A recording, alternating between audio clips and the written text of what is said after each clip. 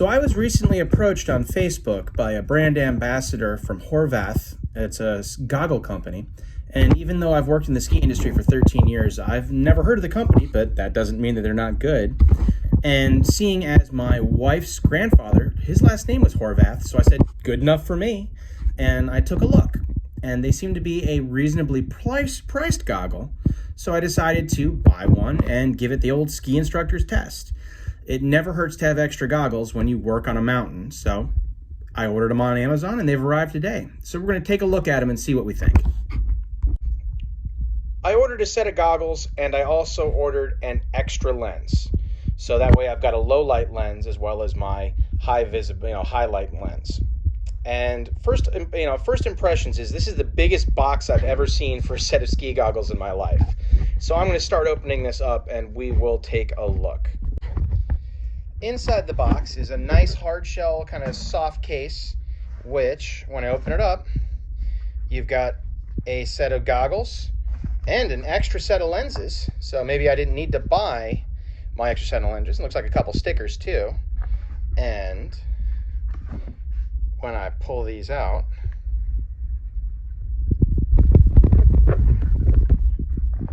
I have what looks like a pretty nice set of goggles.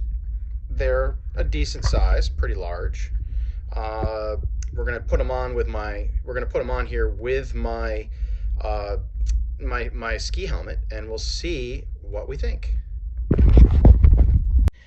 Okay, so on inspection, the way that this goggle lens comes off is these latches on the side. You flip them down to lock, up to unlock, and although there are magnets at the nose and at the bridge of the nose, it is these tabs on the side that are what lock in to lock the mask in place. Seems like a decent way of doing it, and this is a gold lens. That's a bright light lens. One last little point of interest. The lens protector on the inside is reminding me to remove it before flight. So I guess they expect me to get a bunch of air with these goggles. Okay, they fit pretty decently well with my helmet. I've still got room on my nose, so that, you know, when we're no longer in a pandemic and I can have my face out, my nose won't be pinched. But it feels like it makes a nice seal there, so when I'm putting a mask on it, especially during COVID, I will have a good seal that isn't going to fog the goggles. Now, it says these goggles are also anti-fog, so we will be checking that during my week of testing. But so far, they match pretty well with my helmet. They look good. They feel good. Looks like they're pretty well made.